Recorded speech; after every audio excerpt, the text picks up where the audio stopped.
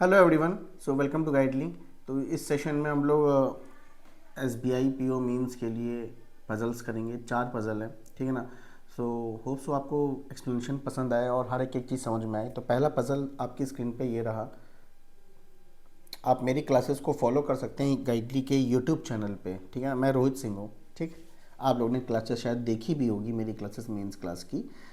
ये क्वेश्चन कहता है कि भाई मेरे पास है टोटल 11 पर्सन, ठीक है। अब इन 11 पर्सन में से हमें बोला गया है कि they get in the regularisation order 2 different month. वो मंथ हैं जनवरी और जून। हर साल का अलग अलग, हर साल का अलग अलग, ठीक। कोई एक ऐसा है मंथ होगा, one of the month no one get the regularisation order. अब यहां पे कहने का मतलब हो गया कि 12 पोजीशंस बननी है, जिसमें से 11 लोग तो रेगुलराइजेशन कर रहे हैं, कोई एक वैकेंट है। मतलब कंसेप्ट है किसका? वैकेंट का। और आपको वैकेंट का कंसेप्ट यहां से मैं समझाने की पूरा प्रयास करूंगा। क्वेश्चन यहां से शुरू होता है। हम क्वेश्चन की लाइन को लाइन पढ़ेंगे। देखिए, always try to note down the clue as fast as you can, and while writing the clues you need to understand each and every line clearly, okay? चलिए, क्वेश्चन का जो ideal time है, मैं ideal time बता देता हूँ। यहाँ पे आइडियल टाइम अगर आप देखना चाहें तो आप आराम से इसको 7 मिनट दीजिए। मेरे हिसाब से 7 to 8 minute is more than sufficient to such type of questions, okay. Let's move toward this. अरे ये सर क्या आपने लिखा? मैंने क्लूज को ही लिखा है बेटा, और यहाँ पे क्लूज को ही लिखा है, बस दैट्स इट, ठीक है। कहता क्या है कि P get in the leap year. अब मेरे को बताओ इसमें से लीप ईयर कौन सा है? आप कहोगे सर 2020 ही मेरा सिर्फ लीप ईयर है, बाकी और कोई लीप ईयर है ही नहीं। मतलब जो 4 से कंप्लीट डिवाइड हो जाए। और कह रहा, देखिए जब भी वैकेंट का कंसेप्ट आता है तो यहाँ पे पर्सन को बात देखिए, कहता है कि only 4 person get between P and Q. तो पी एंड क्यू के बीच में 1 2 3 4 पर्सन होंगे। तो ये कैसे कर सकते हैं अभी आपको मैं बताऊंगा। The number of person getting order, person की ही बात कर रहा है, after Q is 1 less than number of person getting the order before N. तो आफ्टर क्यू बिफोर एन, ठीक। None of the year and the month is vacant before N and after Q. तो N के बाद ही vacant है और Q से before he vacant होगा। इस चीज का आपको ध्यान रखना है। You get immediately before the one who get exactly 1 year before R who get odd number year। ये शब्द बड़ा इंपॉर्टेंट है। Exactly 1 year before R कह रहा R होगा कहां पे? पहले तो ये बताइए, R होगा एक ऑड ईयर पे। अब exactly 1 year before, जैसे मान लीजिए R आपके सामने यहां आया, कौन से आया? जून के महीने में 2023। तो एक महीने पहले जून का ही महीना ही होगा 2022 इसके रिस्पेक्ट से। जो यू होगा वो यू यहां आएगा। दैट मीन्स कि यू के बाद ही आर होना है और यू और आर के बीच में 2 का गैप होना चाहिए। That's it. इस तरीके से हम अंडरस्टैंडिंग कर सकते हैं। बात समझ में आ रही कि नहीं आ रही? तो हमने इस तरीके से लिखा है आर ऑड ईयर में। कहां ऑड ईयर में? नहीं मालूम। एटलीस्ट कम से कम 1 पर्सन गेट आफ्टर आर। इसका मतलब क्या हो गया? At least 1 person gets after R. R bottom most में कभी भी नहीं आ सकता है, कभी भी नहीं आ सकता। At least 1 person get after R. P and you do not get order consecutively. मतलब पी एंड यू को हम कॉन्जिगेटिवली नहीं लिख सकते हैं, ठीक है ना। अच्छा, you does not get order in June. तो यू जो है जून में नहीं जा सकता। ये बात भी क्लियरली हमको पता चल रही है। मतलब यू जाएगा जनवरी में। 2 ही महीना है यार, जैन नहीं तो जून। तो यू जाएगा जनवरी में, सिंपल सी। The number of person getting the order before N is 1 less than number of person getting the order after S. तो बिफोर एन आफ्टर एस -1, और यहां पर्सन की ही बात कर रहा है। No one get between S and L who get January in odd year. अच्छा, ये कह रहा है कि एल जो है आपका ये जनवरी में जा रहा है, वो भी ऑड ईयर में, और एस और एल के बीच में कोई भी नहीं। तो ये चिपक के भी रह सकते हैं और इनके बीच में वैकेंट भी हो सकता है। ये पॉसिबिलिटी है। तो आप कहोगे सर आपने कहा था कि एस और जब एडजेसेंट की बात बोला जाए तो मतलब दोनों के बीच में वैकेंट, देखो जब एडजेसेंट की बात बोली जाए तो वो बात अलग है, यहां एडजेसेंट ऑर्डर नहीं बोला गया, यहां कहा गया इन दोनों के बीच में कोई पर्सन नहीं है। तो इन दोनों के बीच में हम चिपका के लिख सकते हैं, जैसे कि मान लो ऐसे एस और एल कोई भी नहीं है, नो वन पर्सन, या फिर एस वैकेंट और एल, तो अभी भी देखा जाए कोई नो पर्सन ही वाली कंडीशन सेट, लेकिन बोले एस और एल एडजेसेंट है एक दूसरे के, तो एस और एल के बीच में कभी भी वैकेंट नहीं आएगा। मैं हर एक कंसेप्ट समझाता हुआ चल रहा हूं, इसीलिए आपको यहाँ पे कुछ फालतू की बातें नहीं कर रहा हूं, ठीक है ना। तो ध्यान से इस चीज का दोनों में अंतर समझिएगा, ठीक है। Only 2% get between O and S, तो यहाँ पे पर्सन की ही बात कर रहा है, पर्सन की ही बात कर रहा है ओ और एस के बीच में। M get the order 2% before O but not in the month having 31 days। जो M है आपका 31 वाले महीने में नहीं जाएगा, that means जनवरी में नहीं जाएगा, M will definitely go in June। Clear है, कोई दिक्कत नहीं। as many person get between order R and the one who get the 3% after P and T and V, मतलब कह रहा है as many person between R and the person who get 3% after P। तो एक triangle बनाया मैंने, तो ये ट्रायंगल क्या है, P के 3% आफ्टर जो आ रहा है, एक दो का गैप देखिए, ये ट्रायंगल, इन दोनों के बीच में जितने पर्सन है मान लो 2, तो T और V के बीच में भी 2 होंगे। Not more than 2% get between L and V। तो अगर हम कहें L और V के बीच में कितने पर्सन, तो 0 हो सकता है, 1 हो सकता है, 2 हो सकता है। We get the order and the vacant is not in consecutive year। We and the vacant is not in consecutive year। कहने का मतलब समझते हैं, नहीं समझे, आइए समझा देते हैं। पहले तो कह रहा मान लीजिए वैकेंट ये है, तो वैकेंट किस ईयर में आया, 2021 में आया, तो जो V होगा वो 2022 में कहीं पे भी नहीं हो सकता, ना 2020 में, मतलब 2020 में भी नहीं हो सकता, ना तो 2022 में, क्योंकि ये एडजेसेंट ईयर है। अगर वैकेंट इस महीने में आ गया या इस साल आ गया तो वैकेंट यहाँ हो, सॉरी वी यहाँ हो सकता है, यहाँ हो सकता है, या तो यहाँ हो सकता है, बट 2022 में नहीं हो सकता, क्योंकि वो एडजेसेंट ईयर हो जाएंगे, क्योंकि वो एडजेसेंट ईयर हो जाएंगे। तो मैंने जैसा आपको बताया था कि लीप ईयर कौन सा, ये रहा आपका लीप ईयर, इसी से ही शुरुआत करने वाला है। तो चलिए यहीं से शुरुआत कर देते हैं भाई। मैं सबसे पहले पी को यहाँ रखूँ, इस पोजीशन पे मैंने P को रखा। देखो पॉइंट एक एक चीज क्लियर करते हुए चलेंगे, ठीक है ना। पॉइंट तो भाई मेरा P यहां पे भी तो हो सकता था, लेकिन हमें ये नहीं मालूम था ना। चलिए ठीक है, सबसे पहला टारगेट, अगर आपके सामने P ये है तो मुझसे कह रहा था कि P और Q के बीच में 4 पर्सन है, कह रहा था। तो ऊपर देखो होने के बिल्कुल चांसेस नहीं है, 1 2 3 4 पॉसिबल नहीं, नीचे ही होंगे, पर नीचे 2 तरीके से होंगे, तो उन 2 को हम समझेंगे। तो आप पहले P को मैंने जनवरी में रखा है, ठीक है ना। चलिए, तो अब आप देख सकते हैं मैंने P को जनवरी में रखा, P जून में भी हो सकता है, हम चेक करेंगे, लेकिन अभी हम क्या करें, सारी पॉसिबिलिटी पहले P को जनवरी में रख के देख लेते हैं। अब कहोगे साहब ने 2 बार क्यों बनाया, क्योंकि इसलिए बनाया, क्योंकि ऊपर तो जाएगा नहीं, नीचे जाएगा। देखो 4 पर्सन, तो हमने पहले एग्जैक्ट 4 पर्सन माने, 1 2 3 4, मैंने क्यू को यहां माना। और हो सकते हैं ना इनके बीच में तब वैकेंट नहीं है, याद रखना, इनके बीच में वैकेंट नहीं, और क्यू से पहले ही वैकेंट है, मतलब यहां पे भी कोई नहीं, यहां पे कोई है, यहां पे भी कोई है। इसका मतलब वैकेंट इतने में कहीं ना कहीं आएगा, श्योर डॉट है। देखिए इस वाले केस में मैंने क्यू को यहां रख दिया, तो यहां पे पोजीशन कितनी बनी, 1 2 3 4 5, इन 5 में से कोई एक वैकेंट होगा और 4 पर्सन होंगे, हो गए 5 पोजीशंस ऑक्यूपाइड। अब आपको क्यू को नीचे लिख दो ना और पी को यहीं, तो वो पॉसिबल नहीं, तब पी और क्यू के बीच में 2 वैकेंट होना जरूरी होगा 4 पर्सन की कंडीशन को फुलफिल करने के लिए। पॉइंट क्लियर है, हाँ सर क्लियर है। और क्यू के नीचे भी कोई भी मतलब एक पर्सन होना चाहिए, क्योंकि वैकेंट तो आ ही नहीं सकता ना। तो क्यू के बाद कितने पर्सन है दोनों केस में, एक बार 1 है एक बार 2 है, तो एक बार 2 वाले केस में देखते हैं 2, तो 2 + 1 3 हो जाएंगे एन से पहले, और एन के बाद ही वैकेंट है, तो एन से पहले तो पर्सन होगा ही होगा, तो 1 2 3 एन। तो तुम कॉमन सेंस लगाओ भैया मेरे, पूरे के पूरी पोजीशन पे डॉट लग चुका है, दैट मींस उन डॉट पे कोई ना कोई पर्सन है, तो वैकेंट तो मिला ही नहीं हमको।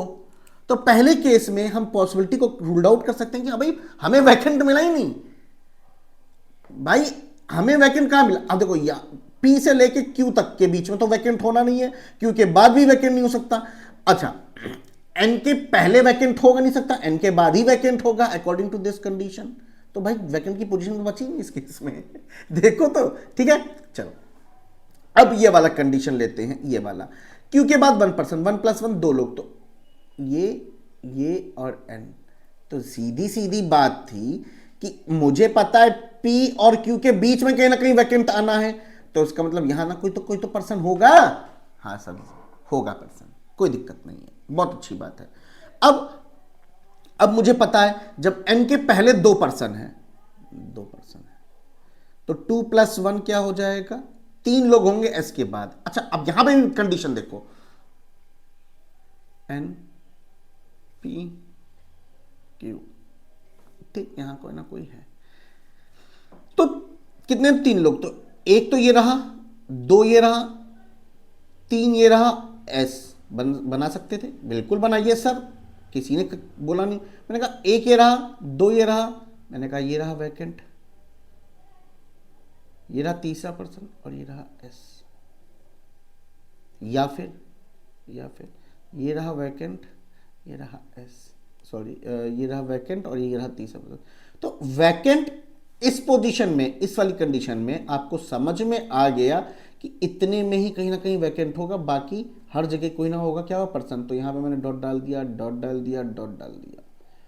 लेकिन इस वाली सिचुएशन में इतने में कहीं ना कहीं वैकेंट होगा, सॉरी इतने में वैकेंट होगा, होना तो है ना, पी और क्यू के बीच में वैकेंट, लेकिन तब वो इतने में होगा। लेकिन इस वाले केस में वो इतने में वैकेंट होगा, पर कहां होगा नहीं मालूम। सुनते रहिए ना ध्यान से, शांतिपूर्वक से। तो एस को प्लॉट करने के बाद मुझे पता चल चुका है no one between S and L, और एल होना है ऑड ईयर में।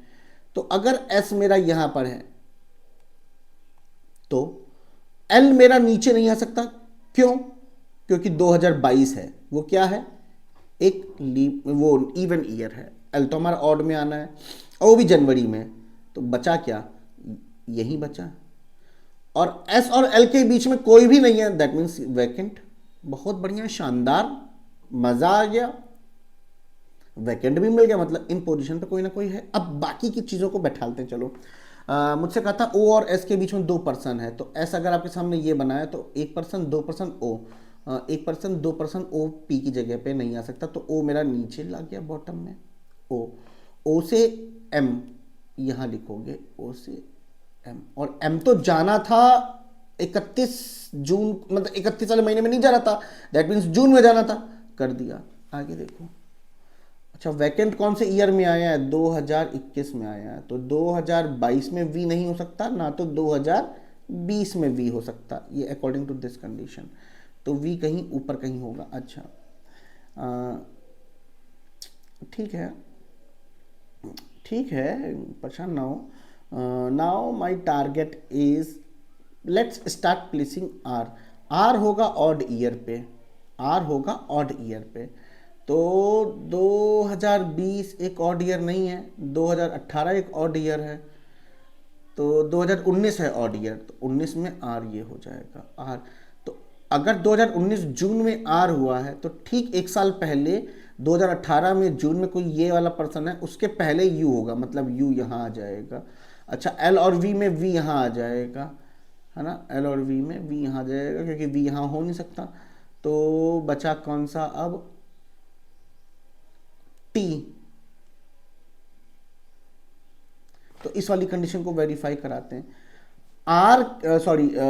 पी के 2 पर्सन बाद, मतलब पी कहाँ है, पी ये रखा है, पी से 2 पर्सन का गैप, टी और एल का गैप देखिए, एस की बात कर रहा, तो कह रहा आर और एस में जितने लोग हैं उतने टी और वी में भी हैं, तो आर और एस के बीच में कितने लोग हैं, आर और एस के बीच में 1 2 3 लोग हैं, तो टी और वी में भी 3 लोग होने चाहिए। अगर टी आपके सामने यहाँ पर है तो 1 2 3 करके वी आपके सामने, बिल्कुल सही बात है, कंडीशन देखो, मैंने पूरी चीज चेक करी, लेकिन सर ये तो गलत बात है, हमारे पास किस्मत थोड़ी ना साथ देगी उस टाइम की, हमने जो बनाया सही बन गया, तो कोई किस्मत की बात थी, बन गया।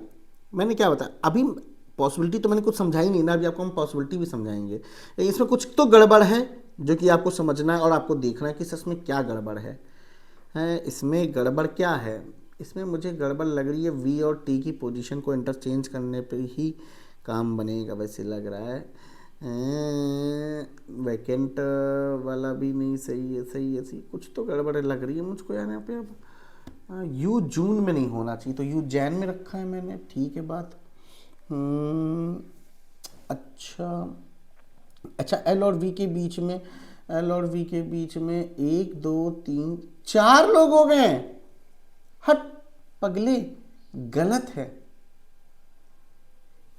तो तुमने नोटिस किया एकदम एंड पे जाके पॉइंट कैंसिल हुआ, यही क्वेश्चन को मैटर बनाता है कि भैया ये क्वेश्चन गलत है, क्योंकि एल और वी के बीच, क्वेश्चन गलत नहीं मतलब सॉल्यूशन मैंने जो बनाया वो गलत है। एल और वी के बीच में इतने ही लोग हो सकते हैं, या तो 0 1 और 2। मैंने कहा एल यहाँ है, मैंने कहा 1 2 3 4, तो हाउ इट इज पॉसिबल, नहीं पॉसिबल है। और अगर आपको सब चेंज कर दो ना पोजीशन, तो नहीं कर सकते बेटा, वी 2020 में हो ही सकता है, इसका मतलब इस पोजीशन पे आके यहां पे ये पॉसिबिलिटी गलत हो गई। बात समझ में आ रही है, बात समझ में आ रही है, आ रही है ना। अब हमारे पास टारगेट बचता है इस वाली चीज के लिए, ठीक। अब यहां पे देखा जाए एस, तो 2% ओ तो नहीं लिख सकते, मैंने कहा यहां पे कोई ना कोई वैकेंट है, तो यहां पे कोई 1% और इसको क्यों मान के ओ हम यहां पे लिख सकते हैं ओ। फिर हमने कहा एम जो है जनवरी में आना चाहिए था, दैट मीन्स एम यहां आएगा, नहीं एम आएगा जनवरी में नहीं जा सकता ना, तो एम यहां आएगा। तो इनके बीच में एस और एम के बीच में ही कहीं ना कहीं हमको वैकेंट चाहिए था, तो हमने कहा ये रहा एम, ये रहा वैकेंट। बात बनी, बात समझ में आ रही कि नहीं आ रही? बिल्कुल बात सही है, बिल्कुल आर और डी एन में जाएगा,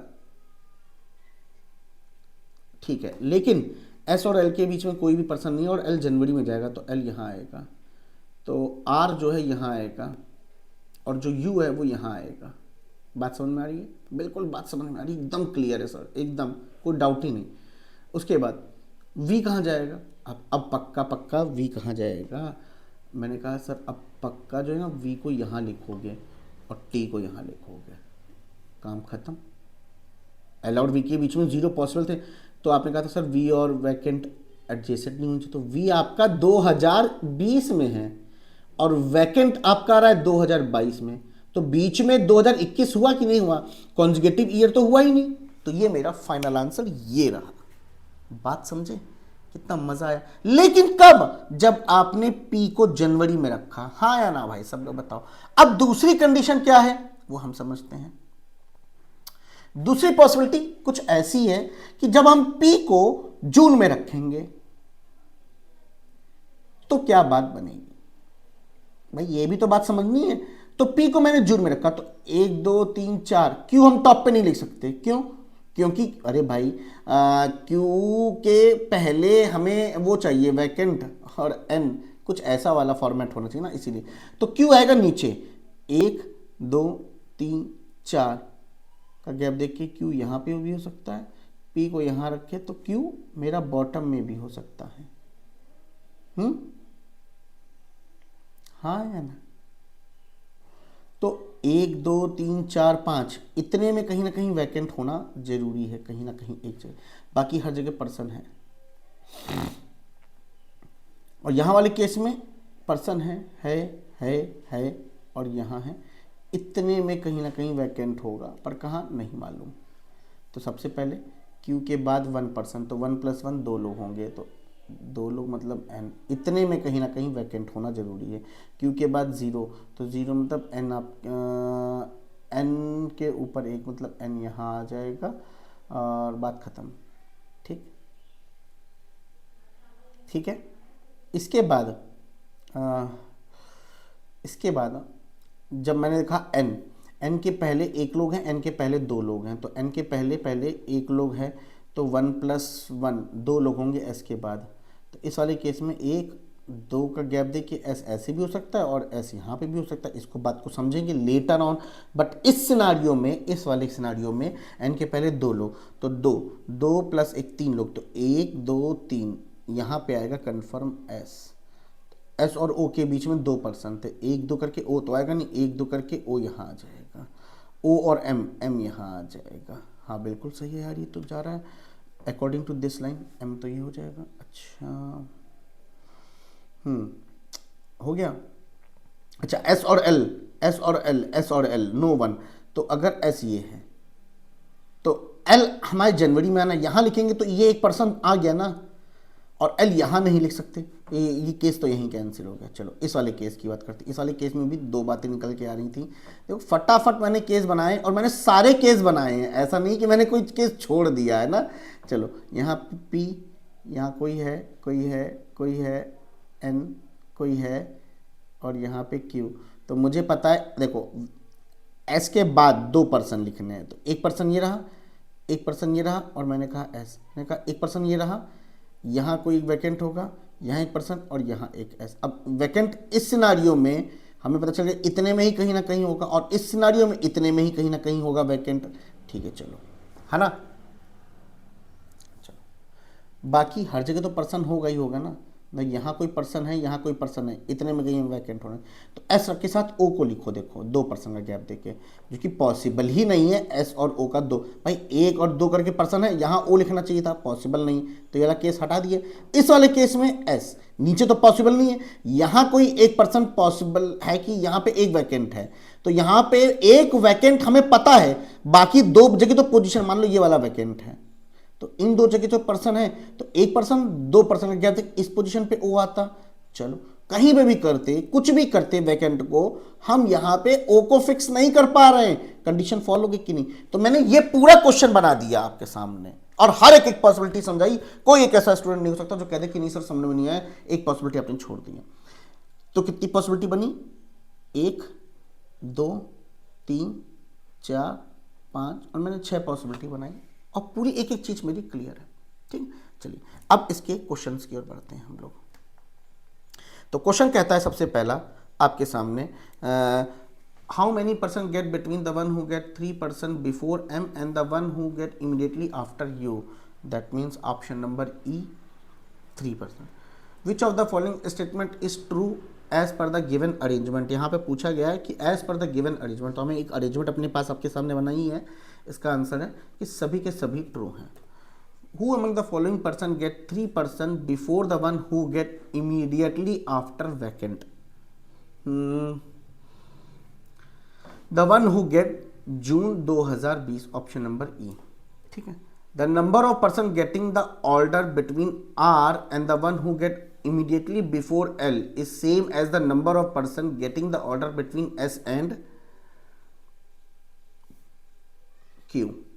ठीक, 4 of the 5 are alike in certain way, इनमें से हमें ऑड वन निकालना है।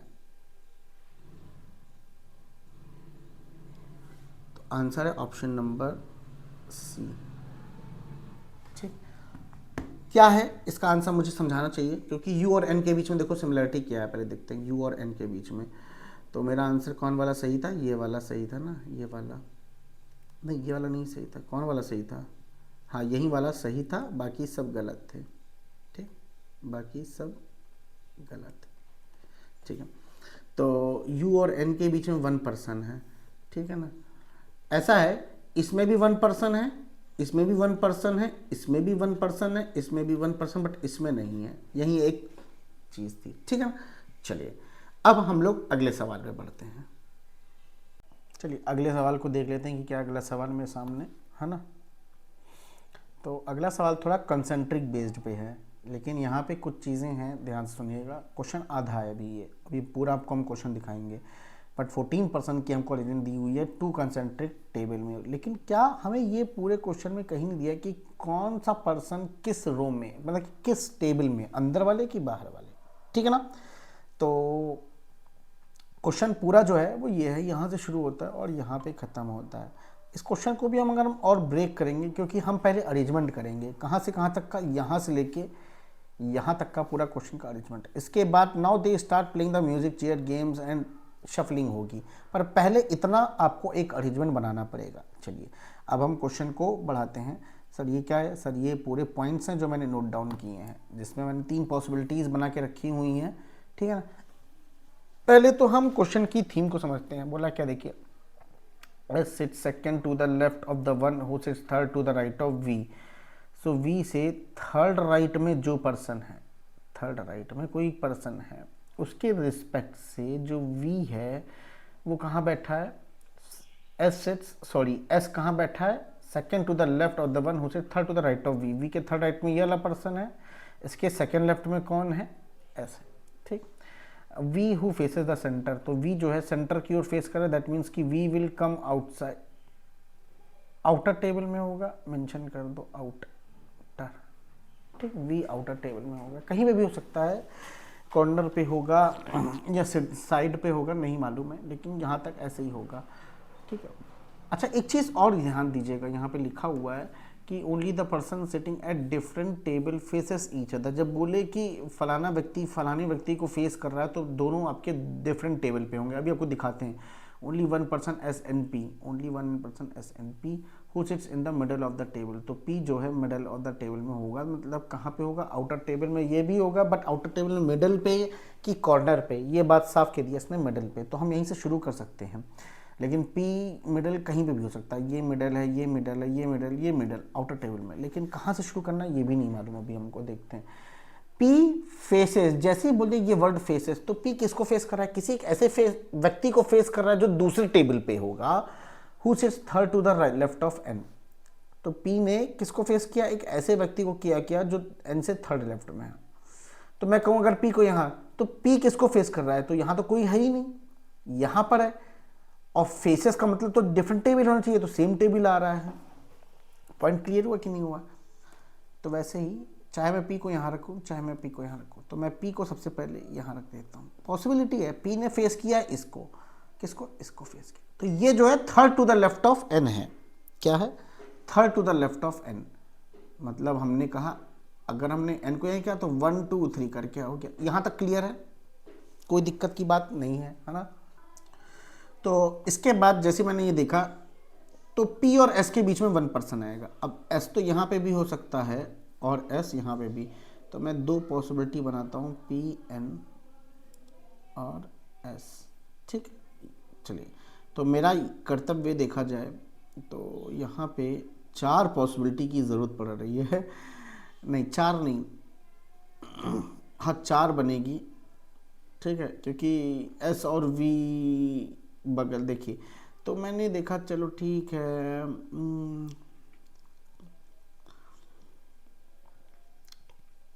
चलिए V और S जैसे यहाँ पे दिख रहा है बगल बगल में, तो हम यहाँ बैठा सकते थे वैसे V को, कि V अगर मान लीजिए ये है, तो V से थर्ड राइट में, V से थर्ड राइट में कौन है?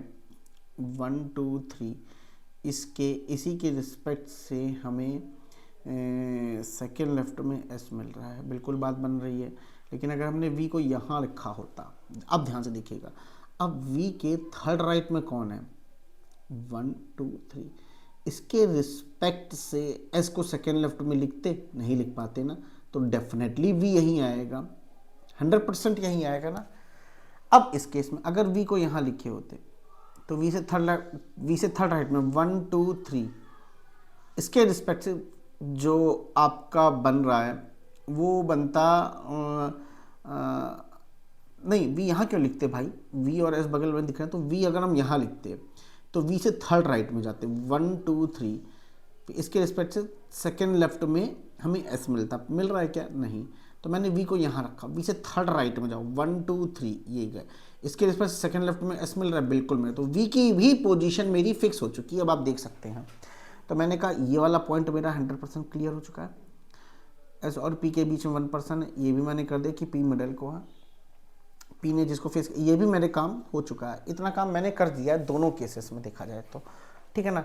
चलिए अब हम थोड़ा सा दिमाग और लगाएंगे। अच्छा मुझे ये भी पता है कि M जो है ऑफ कोर्स आउटर टेबल में आएगा, क्योंकि M और N डिफरेंट टेबल में, जब N अंदर वाले में है तो M बाहर वाले में आएगा, ये बात तो हमें दिख रही है। अच्छा उसका पी और ओ बगल में ही, तो ओ कहां कहां हो सकते हैं, देखो ओ यहां नहीं होगा, ओ यहां नहीं होगा, ओ यहां नहीं, ओ या तो ये होता या तो ये होता, तो दोनों जगह रख के चेक करेंगे। इस वाले केस में ओ यहां यहां यहां और यहां, बाप रे बाप, सबसे मिनिमम पॉसिबिलिटी वाला तो यही दे रहा है वैसे तो। देखते हैं, लेकिन यू को भी प्लेस कर सकते हैं, जैसे पी के सामने वाला जो बंदा है ये क्या है, यू से सेकंड लेफ्ट में है, तो हमने यू को अगर यहां लिखा होता तो यू के सेकंड लेफ्ट में आ रहा है। हाँ ठीक है।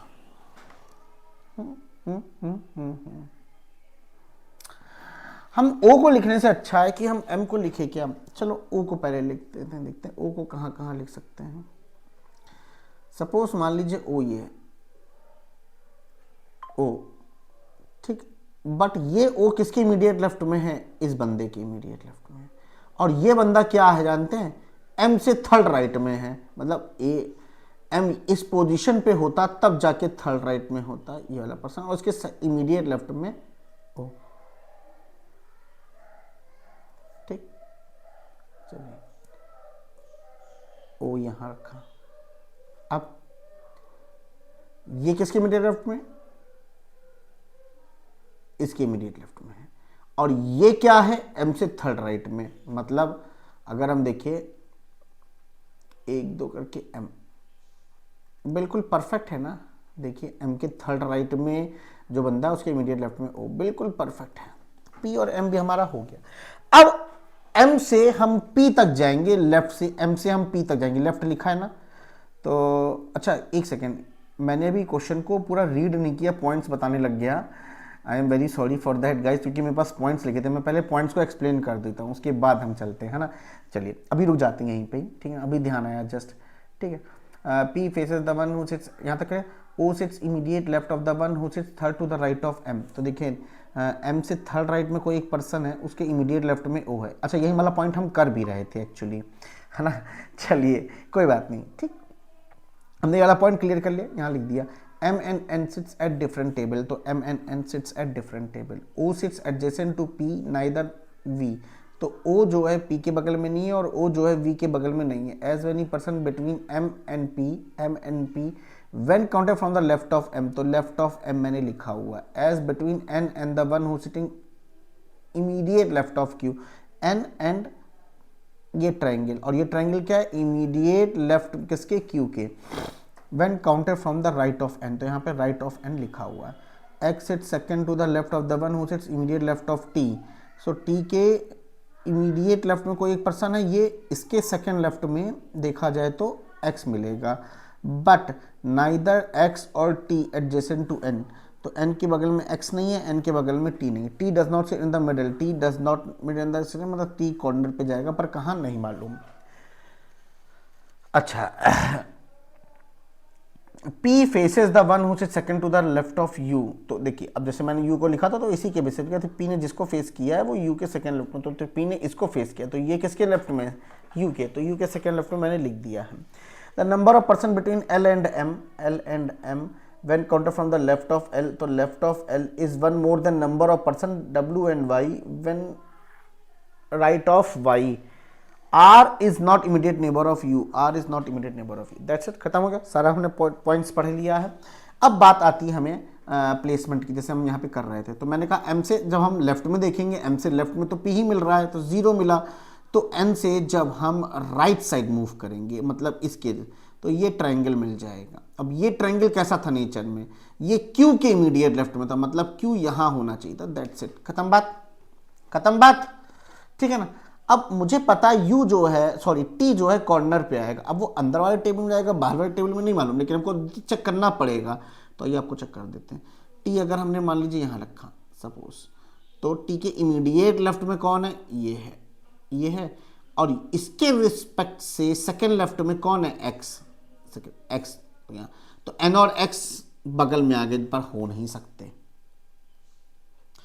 T कॉर्नर पे आएगा, यहाँ तो हम T मान सकते हैं, चलिए T मान लिया हमने यहाँ पे, N और T तो बगल में होंगे नहीं, तो T यहाँ मान लिया। T के इमीडिएट लेफ्ट में कौन है, Q है, ये जो Q है इसके रिस्पेक्ट से सेकेंड लेफ्ट में एक्स को आना चाहिए, जो कि पॉसिबल नहीं। तो मतलब टी तो आएगा हमारे आउटर टेबल में डेफिनेटली, क्योंकि ये तो साइड है, ये साइड है, तो हमने टी को यहां लिख दिया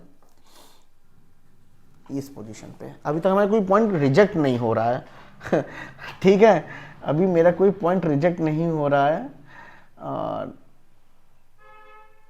इसमें एक बात और थी ये भी कि इस वाले केस में अगर हम बात करें तो हमने बिल्कुल ओ बिल्कुल सटीक बैठा ला है ना। चलिए, बाकी इसमें भी देख सकते हैं ओ कहाँ कहाँ आ सकता है, बाकी हम सब जगह देखेंगे, बट अभी तक तो मेरे सामने यही मेरे सामने एक सही चीज़ निकल के आ रही है। ठीक है, उसके बाद मैं कहूँगा एल और एम। एल से लेफ्ट साइड में हम एल अगर यहाँ लिख देंगे तो एल के लेफ्ट साइड से एम ज़ीरो, तो ज़ीरो कभी नहीं हो सकता। अगर ज़ीरो हो गया तो y से राइट साइड में w तक जाएंगे तो वो +1 की जगह -1 में जाना चाहिए था, वैल्यू हो नहीं सकती। तो l को यहाँ ना लिखो, l को यहाँ रखो होते हैं। l से जब हम लेफ्ट साइड से o तक m तक जाएंगे तो हमें दो लोग दिख रहे हैं, 2 - 1 करेंगे 1। y से राइट साइड में जाएंगे हम w तक, वो भी इनके बीच में 1 होना चाहिए। तो that is the only situation when y is here and right side जाएंगे w will be at this position. बिल्कुल परफेक्ट है। आगे देखिए क्या कहता है कि r is not immediate neighbour of u। अच्छा देखिए, अगर r हमने यहां लिखा तो u का नेबर हो जाए, तो r यहां लिख सकते हैं हम अपने आप को। और कोई 1% बच रहा है, उसको देखो क्या क्या कर सकते हैं। QB हो गया, अभी देख सकता हूं मैं कि क्या है। तो एक चीज देखो, अगर तुम ये चीज देखो कि टी को यहां लिख दिया, चलो तुमने माना, कहां रखा टी को, तुमने टी को यहां रखा, तो ये भी तो देखो टी के इमीडिएट लेफ्ट में कौन है, ये बंदा है। अब इसके सेकंड लेफ्ट में एक्स चाहिए, तो एक्स तो यहां होना चाहिए ना। यहां एल क्या कर रहा है यहां एल क्या कर रहा है, गलत हो गया। और हम एल को यहां लिख नहीं सकते, इसका मतलब मैं देखा जाए तो मेरी टोटल ऑल ओवर ये मेरी पॉसिबिलिटी बिल्कुल गलत है, बिल्कुल गलत है। ठीक है ना, इसका मतलब ये वाली पॉसिबिलिटी मेरी सारी देगी। तो अब यहां पे हमें पूरा प्रॉपर चेक करना है। ठीक है ना, हमें पता है P और O, मतलब O यहां नहीं आ सकते, तो मतलब O यहां और यहां 3 2 4 जगह चेक करोगे, लेकिन बारीकी तरीके से। बारीकी इन द सेंस अभी बताते हैं। सपोज O ये है, अगर ये O है तो मैं कहूंगा कि ये जो O है ये किसके इमीडिएट लेफ्ट में है, इसके इमीडिएट लेफ्ट में, इसके। तो ये कैसा होना चाहिए, M के थर्ड राइट में, 1 2 करके M इस पोजीशन पे। बात बनेगी, बन रही है बात। ठीक है ना, O मेरा इधर भी हो सकता है, O मेरा इधर भी हो सकता है। चलो पहले इन दोनों को समझते हैं, देखते हैं। हाँ, अभी ऊपर तो मेरा वो बिल्कुल सही आ रहा है, O किसके इमीडिएट लेफ्ट में, इसके इमीडिएट लेफ्ट में। तो ये कैसा होना चाहिए, थर्ड राइट, ये कैसा होना चाहिए, थर्ड राइट में होना चाहिए। ये कैसा होना चाहिए, ये किसके इमीडिएट लेफ्ट में है नहीं मालूम, लेकिन इसके रिस्पेक्ट से देखा जाए तो ओ हमारी इमीडिएट लेफ्ट में है। ठीक है, पर ये जो बंदा है ना, ये कैसा होना चाहिए, एम के थर्ड राइट में, मतलब 1 2 करके इस पोजीशन पे एम होता, तब बात बनती, बनी नहीं रही है। इसका मतलब ओ यहां नहीं हो सकता, ओ मैंने यहां रखा, ये क्या है ओ, ये किसके इमीडिएट लेफ्ट में, इसके इमीडिएट लेफ्ट में। तो ये कैसे होना चाहिए, थर्ड राइट में होना चाहिए, किसके, एम के। 1 2 करके यहां एम होता, पॉसिबल नहीं। इसका मतलब ही यही हो गया कि ओ की जो पॉसिबिलिटी आई वो या तो ये है या तो ये है। तो मैंने एक बार ओ को यहां रखा, ये कैसा है नेचर में, ये इमीडिएट लेफ्ट किसके, इसके। तो ये कैसा होना चाहिए नेचर में, एम के सेकेंड, एम के थर्ड राइट में। 1 2 करके एम ये हो सकता है, और एक बार ओ ये। तो मैं दोनों चीजों को समझूंगा। ठीक है ना, तो मैं पॉसिबिलिटी बना लेता हूं PNUVS। मैंने अगर ओ रखा, ये किसके इमीडिएट लेफ्ट में, इसके इमीडिएट। ये कैसा नेचर में होना चाहिए, एम के थर्ड राइट में, 1 2 एम ऐसे होना चाहिए। ये दो पॉसिबल सिचुएशन मेरे सामने निकल के आ रही है अभी। ठीक है ना, ठीक है। अब जैसे हमने ये देख लिया, इसके बाद हमने ये वाला भी काम पूरा ही कर लिया जैसे देखा जाए तो। अब इन दोनों को मेरा एक तो पक्का पक्का सही है ना, एम और एन डिफरेंट टेबल में। चलिए ठीक है।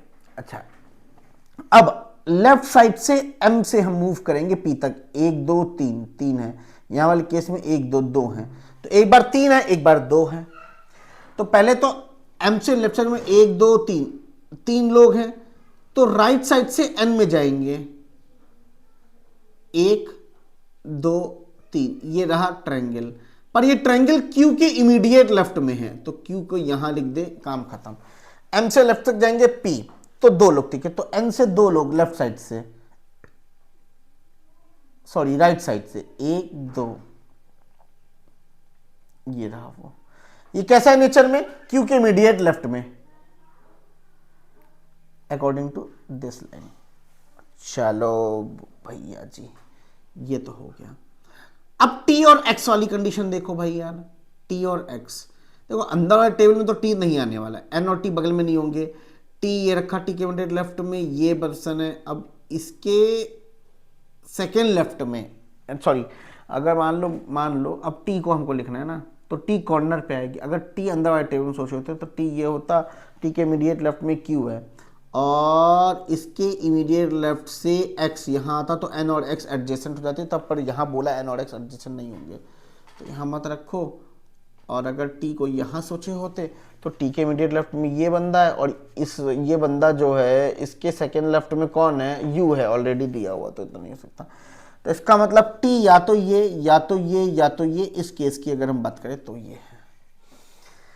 एक एक करके समझते हैं कि भाई कहाँ जाएगा, है ना। चलिए, अब मैंने अगर देखा, एक चीज ध्यान दी, तो टी यहां रखते सपोज, तो टी यहां रखने का मतलब क्या वो जानते हैं, आइए हम समझाते हैं। टी कॉर्नर पे, हाँ बिल्कुल कॉर्नर, टी के इमीडिएट लेफ्ट में कौन है, टी के इमीडिएट लेफ्ट में कौन है, एम। अब यही एम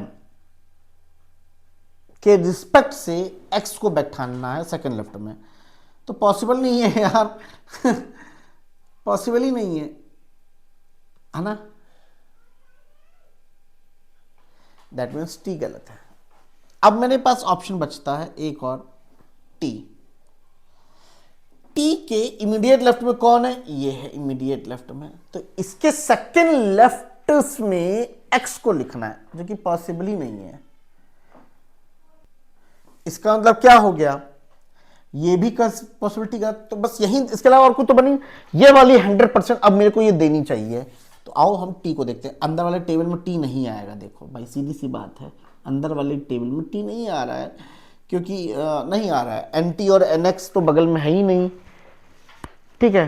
तो टी अगर हम यहाँ लिखे थे तो टी के इमीडिएट लेफ्ट में ये, तो इसके सेकंड लेफ्ट में एक्स होना चाहिए था, यहाँ नहीं पॉसिबल। टी यहाँ लिखे होते हैं, नहीं पॉसिबल, तो टी आएगा बाहर वाले टेबल में।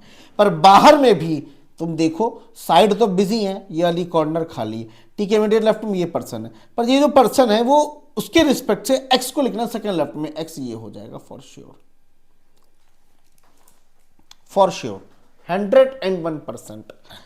इसके बाद मेरे पास बचा है एल और एम। तो एम अगर बाहर टेबल तो एल यहां आ जाएगा, एल से लेफ्ट साइड में एम तक जाएंगे, तो क्या लोग दिखे, 2 लोग दिखे, तो 2 - 1 दैट इज 1। वाई से राइट साइड जाएंगे डब्ल्यू तक, वाई से लेके राइट साइड जाएंगे डब्ल्यू तक, और वाई और डब्ल्यू के बीच में 1 पर्सन है। बहुत बढ़िया, शानदार, मजा आ गया। और आर बच रहा, दैट इज आर। तो हो गए पूरे प्लेसमेंट, तो ये तो है ना।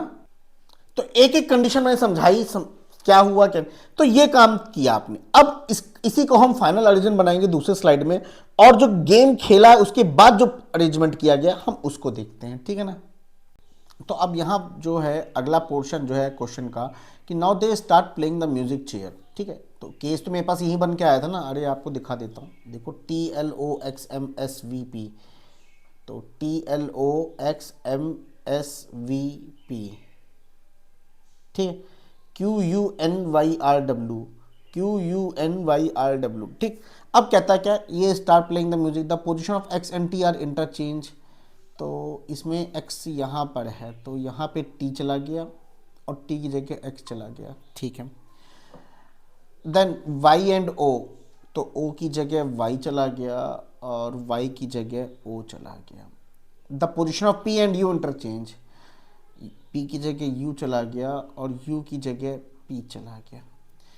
l एंड t, t की जगह l हो गया और l की जगह पे t हो गया, जैसे यहाँ पर। Then the position of S and N interchange, S की जगह एन हो गया और एन की जगह एस हो जाएगा, that is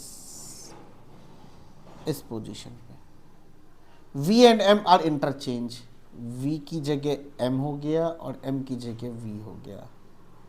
finally the position of Q and R interchange, Q की जगह R हो गया और R की जगह Q हो गया। बाकी position remain as it is, W as it is जैसी है, बाकी सब चेंज हो चुका है। तो ये आपके सामने फाइनल अरेंजमेंट आया ये, और इनिशियल अरेंजमेंट ये है, बिफोर प्लेइंग द गेम ये है, आफ्टर प्लेइंग द गेम ये रहा। अब इसी के बेसिस पे क्वेश्चन देखते हैं। What is the position of the one who sits immediate right of N with respect to W before playing the music chair. इसमें क्या करेंगे, इसमें देखेंगे। तो who what is the position of the one who sits immediate right of N, N के immediate right में इसके respect से पूछा है कि what is the position of the one who sits immediate right of N with respect to W, with respect to W, W के respect से ये रहा। तो 1 2 सेकेंड लेफ्ट बोल सकते हैं, second to the left, option number C बोल सकते। क्या है, नहीं यही आंसर ही है क्वेश्चन नंबर 6 का, सी, ठीक है ना। How many persons are sitting between M and T when counted from the left of M after playing the music chair. मतलब अब हमको क्या करना है, यहाँ देखना है आफ्टर म्यूजिक चेयर, ठीक है। तो इसका आंसर क्या आएगा आपका क्वेश्चन नंबर 7 का, option number A, that is true. Which of the following is true in the final arrangement after playing the music chair? Bracket में भी दिया हुआ है। तो फाइनल तो मेरे पास ये है ना, ये तो before playing the music chair. तो इसमें अब हमको देखना है कि कौन सा स्टेटमेंट इसमें से ट्रू है। सारे स्टेटमेंट को देखेंगे तो निकल के आएगा ऑप्शन नंबर डी जो है, O N Q are immediate neighbour. देख लेते हैं, देखिए O N Q immediate neighbour है बिल्कुल सही बात है। अब इनमें से ऑड वन निकालना है कि कौन सा आपका ऑड वन है। तो यहाँ पे देखा जाए कि आंसर जो है आपका ऑप्शन नंबर सी है। कहा जा रहा है कि R Q the one who is faces U and the one who is immediate right of S U, ये सभी लोग सेम टेबल में है, बट ये एम जो है आपका डिफरेंट टेबल में हो जाएगा, ठीक है ना। क्योंकि ये किसमें देखना है, after playing the music chair, मतलब फाइनल अरेंजमेंट में देखना, जिसमें म्यूजिक चेयर हमने चेंज कर दिया था उसमें देखना। Who among the following person sits third to the left of the one who faces L after playing the music chair? मतलब फाइनल अरेंजमेंट में देखना, दैट इज 10th का option number C, that is W. अगला सवाल हमारे सामने बहुत बेहतरीन आने वाला है, आप देख सकते हैं। पैरेलल लो अरेंजमेंट है, जहां पे 10 लोगों को हमें अरेंज करना है, 5 लोग ऊपर 5 लोग नीचे, और कुछ वेरिएबल्स हैं। उसके बाद कुछ इसमें गेम भी खेला जा रहा है, आई थिंक। देखिए they are playing the card games. तो बहुत इंटरेस्टिंग क्वेश्चन होने वाला है ये भी। तो सबसे पहले हम नॉर्मल अरेंजमेंट करेंगे जो कि यहाँ पे है, सारे पैरेलल अरेंजमेंट को देखेंगे, उसके बाद हम आगे बढ़ेंगे, ठीक है ना। तो क्वेश्चन आप बहुत इजी है, आराम से कर सकते हो। सो जैसा मैंने आपको कहा था क्वेश्चन बहुत इजी है, तो वाकई क्वेश्चन इजी है, आराम से इसको आप 5 मिनट के अंदर बना लेंगे, ठीक है ना। तो हमें ये नहीं मालूम कौन सा पर्सन किस रो में है, रो 1 में है, रो 2 में है, नहीं मालूम, लेकिन ये मालूम है 5 लोग ऊपर हैं 5 लोग नीचे हैं। प्लस ये बोला कि रो 1 में देखने वाले साउथ में हैं और रो 2 में देखने वाले आपके नॉर्थ में। Plus each person in row 1 another person, they have different number of roses, and person row 1 में जो कि साउथ में देख रहे हैं वो आपके इवन नंबर ऑफ रोजेज हैं। Each person sitting in the row 2 has odd number of, ठीक है। चलिए उसके बाद कुछ कंडीशन भी थी, इन कंडीशन का कहाँ यूज होगा हम आपको बाद में बताएंगे। पहले तो हम इस क्वेश्चन को सॉल्व करते हैं, यहाँ से यहाँ तक देखिए क्या कहता है। कहा इसने था कि जो रो 1 में है, आपको मैं दिखा देता हूँ एक बार फिर से, लास्ट बार दिखा देता हूँ कि रो 1 में है जो कि साउथ देख रहे हैं, और रो 1 में जो साउथ देख रहे हैं उनके पास इवन है।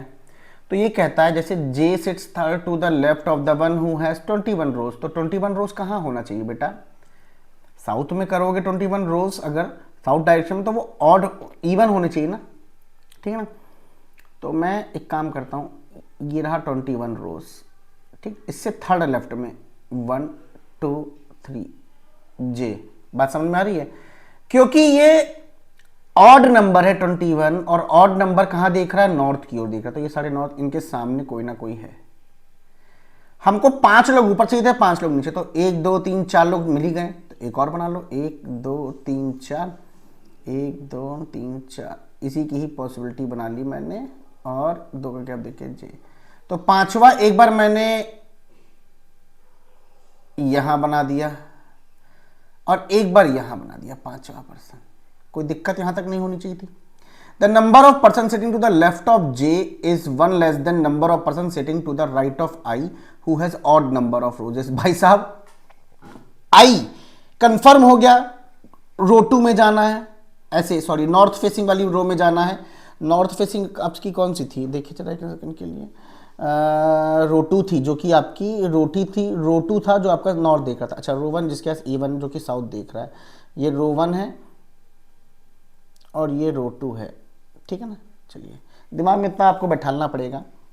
तो भाई जे के लेफ्ट में तो 0 नंबर ऑफ पर्सन है, तो आई के राइट में कितना हो जाएगा, 1 number of person, that is 1, 1 2 3 4 5। जे के लेफ्ट में तो 1 पर्सन है, तो आई के लेफ्ट राइट में कितना हो जाएगा, 1 + 1 दैट इज 2, 1 2। अब कोई ये मत कहना सर ये कैसे कर दिया, अरे भाई जे के लेफ्ट में जितने पर्सन उतने ही आई के राइट से देखा जाए -1, तो ये -1 जब उधर जाएगा, जे के लेफ्ट में अगर 0 है तो +1 हो जाएगा, तो आई के राइट में कितने होंगे, 1 लोग। अगर जे के लेफ्ट में 1 लोग हैं तो ये -1 जो है इधर चल जाएगा, तो +1 होके नहीं हो जाएगा, आई के राइट में 2 लोग। सिंपल सा फंडा था यार। The one who have 31 rose faces the one who sits second to the right of A. अब सुनिएगा ध्यान से, कह रहा कि जो 31 वाला है जो कि देखिएगा नॉर्थ में, the one who faces 31 rose this person is second to the right of ए।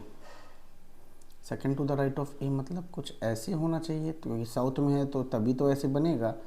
तो मैंने कहा और कम से कम 1 पर्सन होंगे लेफ्ट ऑफ ए, मतलब ए जो है कॉर्नर पे नहीं आना चाहिए, इस पोजीशन पे। तो ए यहाँ आएगा, ए यहाँ आएगा, सिमिलरली ए यहाँ आएगा, ए यहाँ आएगा। 2 केस बन रहा है कि नहीं बन रहा है, इस पॉसिबिलिटी को प्लेस करने के लिए बनाओ ना। तब क्या किसका वेट कर रहे हो, किसका वेट करते हो जी, बनाओ। मैंने कहा बनाते। 5 लोग, 1 2 3 4 5, 1 2 3 4 5, 1 2 3 4 5, 1 2 3 4 5।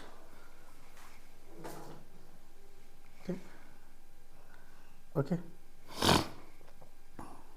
तो बनाते जे 2 का गैप आई 21, जे आई 21। अब इसको प्लेस करते हैं, सिंपल दैट्स इट। तो 31 ये मान लो, ये था 31 सामने वाला ए के सेकंड राइट, मतलब ए यहाँ, फिर 31 सामने वाला ए के सेकंड, ए के लेफ्ट में एटलीस्ट 1 होना चाहिए था, मैंने किया हुआ तो है, बात तो वैलिड है। 31 ए 31 ए है, बात प्लॉट हो गई वाली। सिर्फ 4 केस बनाए, हम इनमें से देखते हैं हमारा वैलिड केस कौन सा है ना। G sits third to the right of the one who is immediate left of F। पता ही नहीं कि कहाँ पर है F, लेकिन ये कह रहा है कि G sits third to the right of the one who sits immediate left of F। F के immediate left में कोई पर्सन है। अब G sits third to the right of the one, इसके रिस्पेक्ट से G थर्ड राइट में, 1 2 3, G third right में कहाँ बैठा सकते हो ये?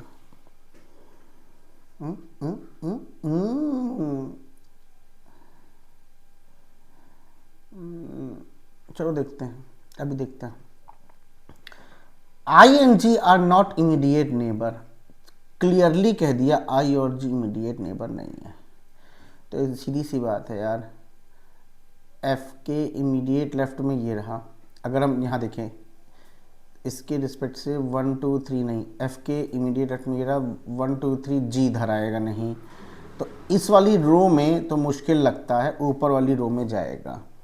तो एफ का इमीडिएट लेफ्ट, एफ यहाँ नहीं लिखेंगे, एफ का इमीडिएट लेफ्ट में ये रखा ये, तो इसके रिस्पेक्ट से जो जी है वो थर्ड राइट में होता है, 1 2 3 जी।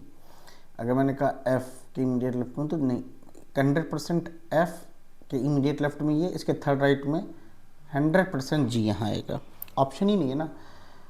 सिमिलरली अगर हम यहाँ वाले में चेक करें, इस सिचुएशन में भी यही बात आएगी कि जी, नहीं यहाँ अलग आएगी बात, एफ के इमीडिएट लेफ्ट में ये, फिर हाँ यहाँ वाले केस में एफ यहाँ आएगा, थर्ड राइट में जी ये हो जाएगा। अच्छा यहाँ वाले केस में अगर देखा एफ के इमीडिएट लेफ्ट में ये नहीं यहाँ नहीं होगा, एफ के इमीडिएट लेफ्ट में ए, सॉरी एफ के इमीडिएट लेफ्ट में ये, थर्ड राइट में जी नहीं बैठल पाओगे, तो आएगा ऊपर वाली रो में, ये बात तो पता चल रही है। चलो एफ के में ये 1 2 3 जी, अच्छा ठीक है, एफ यहाँ नहीं आएगा, एफ यहाँ आएगा, एफ के इमीडिएट लेफ्ट में ये, इससे थर्ड राइट में जी, एफ के ये और जी, बहुत बढ़िया बन गया, ये वाला भी कंडीशन बन गई। आई और जी इमीडिएट नेबर तो है ही नहीं, बहुत बढ़िया। As many person sitting D and G as between J and the one who sits third to the left of H, third to the left of H. अच्छा,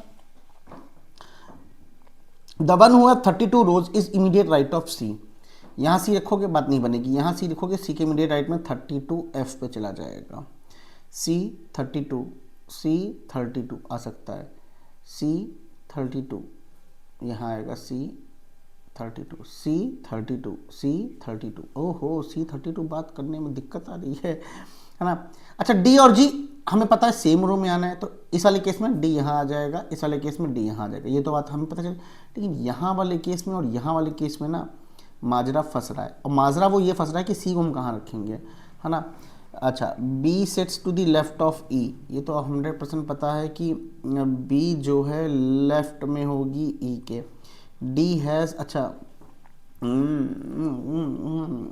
अच्छा एक चीज़ और मिल रही है पता, बहुत इंटरेस्टिंग चीज़ मिल रही है कि डी और जी आने एक ही रो में है। अगर जी है तो डी यहाँ आएगा, अगर मान लीजिए डी यहाँ आता है तो डी और जी के बीच में कितने लोग हैं, 3 लोग हो गए, तो जे और थर्ड राइट ऑफ एच से हमें 3 लोग लिखने हैं। इज इट पॉसिबल, मान लीजिए इज इट पॉसिबल, जे ये रहा, तो एच का भी थर्ड राइट कोई होगा, उसके बीच में हमें 3 लोग डालने हैं। कॉमन सेंस तुम्हारा क्या कहता है, अरे मेरे प्यारे मोहनलाल बेटा जी है, अगर मान लो डी ये रखा, तो जी और डी के बीच में नंबर ऑफ पर्सन कितने हुए, 3 हो गए, तो जे और third to the left of H के बीच में, जे और third to the left of H के बीच में 3 पर्सन आने चाहिए। अगर जे ये है तो एच को कहीं तो लिखोगे, यहाँ कहीं पे भी, तो थर्ड लेफ्ट के जो भी होगा, मान लो एच ये रखा, तो थर्ड लेफ्ट में 1 2 3 ये रहा,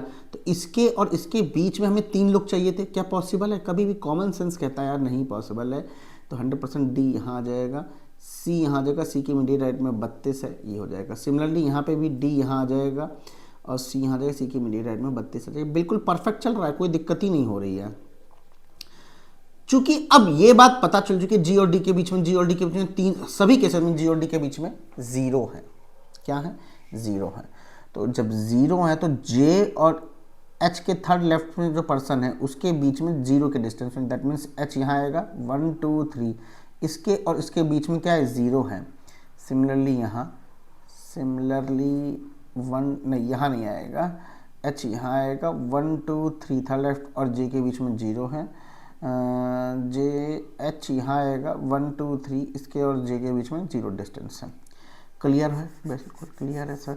अच्छा एक चीज़ और भी, ई के लेफ्ट में ही बी है, ई के लेफ्ट में ही बी है, देखिए तो ई के लेफ्ट में ही बी है, ई के लेफ्ट में ही बी है, ई के लेफ्ट में ही बी है, ई के लेफ्ट में ही बी है, बिल्कुल परफेक्ट है। चारों केस बन गए यहाँ तक। तो अब आते हैं नंबर ऑफ रोजेस में की केस में, यहाँ पे कुछ ना कुछ कांड होगा, देखते हैं।